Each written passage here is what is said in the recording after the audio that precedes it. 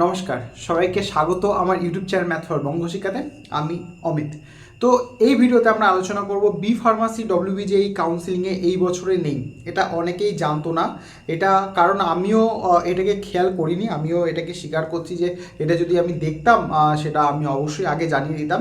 আমি এটা জানার পর থেকে এই যে আগের যে ভিডিওটা আমি তোমাদের জন্য পাবলিশ করেছি, যেটা হলো রেজিস্ট্রেশন প্রসেস, সেখানে অনেকের ভিডিওর কমেন্ট দেখে আমি অবশ্যই গেলাম, সেখানে চেক করলাম যে তোমাদের যে নোটিফিকেশনটা দেওয়া হয়েছিল সেই নোটিফিকেশনে প্রথমেই লেখা ছিল, ভালো করে আমি স্ক্রিনশট দিয়ে দিচ্ছি দেখে নাও।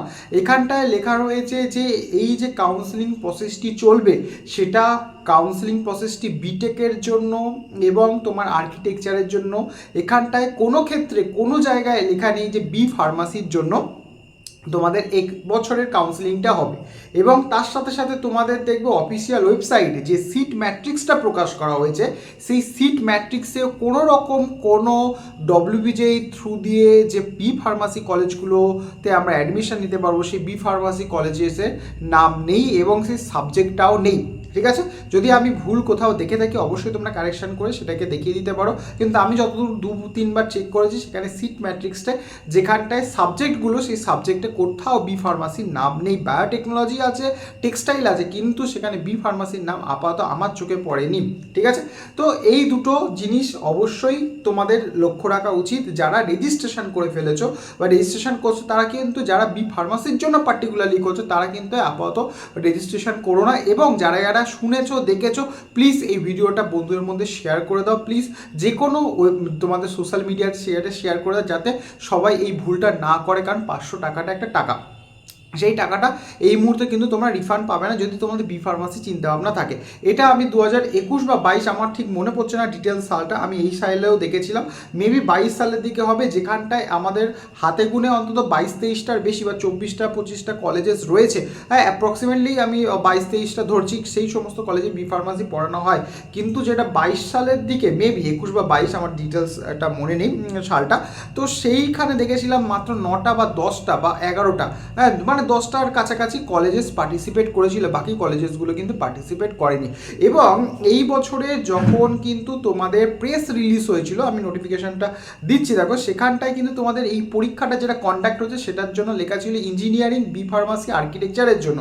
তাহলে এটা কিন্তু ডব্লিউবিজির কোনো জায়গায় গিয়ে রেসপন্সিবিলিটি দাঁড়ায় যে তোমাদের প্রেস রিলিজ করে কিছু একটা জানিয়ে দেওয়া যে কেন বি ফার্মাসি তোমাদের কাউন্সিলিং প্রসেসে এই বছরের জন্য নেই, যেখানে এক্সামটা নামার জন্য লেখা রয়েছে যে বি ফার্মাসি তোমাদের এখানটায় ওয়ান অফ দ্য টপিক হওয়া মানে হবে, যেটার জন্য তোমরা পরীক্ষা দিচ্ছ। তাহলে এখানটায় কিন্তু বি ফার্মাসি ক্যান্ডিডেট যারা পড়বে তাদের ক্ষেত্রে একটা নাইনসাফি হলো বা অন্যায় হলো তোমরা বলতে পারো। কারণ যদি এরকম হয় তাহলে তো সবাই পরীক্ষা দিক আর না দিক প্রাইভেট কলেজে ভর্তি হয়ে যাবে, তাহলে মানে ফিজ লাগাম ছাড়া হয়ে যাবে, তাহলে সেটা আলাদা পদ্ধতি চলে গেল। তাহলে যদি না ডব্লিউজি সেটাকে কন্ট্যাক্ট করে, সেটাকে রেগুলেট করে, তাহলে সেই সমস্ত কলেজ কী করবে, সেটা গভর্নমেন্ট বা এডুকেশন ডিপার্টমেন্ট বা যে যাদের দ্বারা এটা চলছে তারা সেটাকে বুঝে নেবে। কিন্তু ক্যান্ডিডেটকে এটা মিসলিডিং করা হচ্ছে, কারণ প্রেস রিলিজ করে যখন এক্সাম না হবে তখন বলা হবে বি ফার্মাসির জন্য দিতে হবে, অনেকে ম্যাথকে স্কিপ করে ফিজিক্স কেমিস্ট্রি পরীক্ষা দেয়, এবং সেই জায়গায় দাঁড়িয়ে যখন রেজিস্ট্রেশন করানো হবে সেই জায়গায় গিয়ে সেটাকে দেবে না। কারণ নর্মালি আমরা জেনে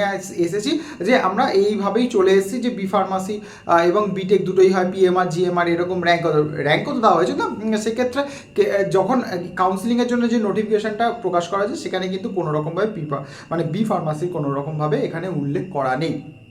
সুতরাং এটা আমারও প্রশ্ন যে এইটা যদি হয় স্যার বা ম্যাডাম, আপনারা প্লিজ সেটাকে জানিয়ে দিন ক্যান্ডিডেটদের প্রথমভাবে, মানে এইটা ডিটেলসটা জানিয়ে দিন কেন নেই, কি কারণে নেই, অন্তত এইটার একটা তো ডিটেলস জানানো উচিত ছিল।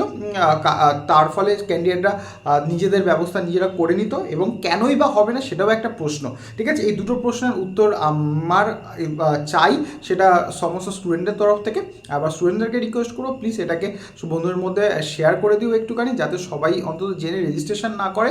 এবারে ওখান থেকে যদি অ্যান্সার আসে, আমার মনে হয় একটাই অ্যান্সার আসতে পারে যে ওখানে আমার মনে হয় কোনো কাউন্সিলিং হওয়ার আগে কোনো একটা প্রসেস থাকে, যে প্রসেসের মাধ্যমে কলেজগুলোকে কালেক্ট করা হয় এবং সেই কলেজের কোনো একটা ব্যাপার হয়ে সেটাকে লিস্ট আপ করা হয়। সেক্ষেত্রে এরা হয়তো পার্টিসিপেট করেনি বা করবে না এরকম কিছু কথা আসতে পারে। কিন্তু সেখানটায় দাঁড়িয়ে যদি এরকমই হয় তাহলেও ইনস্টিটিউট অফ ফার্মাসি যেটা জলপাইগুড়িতে রয়েছে গভর্নমেন্ট কলেজ, তাহলে সেটাও কেন এই লিস্টে নেই, সেগুলো কেন বাদ গেল। আর সেক্ষেত্রে সেমিস্টারে অ্যাডমিশনটা কীভাবে হবে, এই প্রশ্নগুলো কিন্তু থেকেই যাচ্ছে। তো এই প্রশ্নগুলো সবার আশা করি, তো তাই জন্য তোমরা অবশ্যই সঙ্গে থাকো। কোনো আপডেট পেলে আমিও তো বলবো, তোমরাও কিছু জানতে পারলে অবশ্যই কমেন্টে কমেন্ট করো এবং প্লিজ এটাকে শেয়ার করো, এবং এটা যাতে শেয়ার হয়, স্যারদের কাছে পৌঁছায়, এবং স্যাররা যদি এটার কোনো উত্তর দেন তাহলে আমরা সবাই বেনিফিট হবো এর থেকে। তো দেখা হচ্ছে পরের ভিডিওতে। তো till then take care, good by.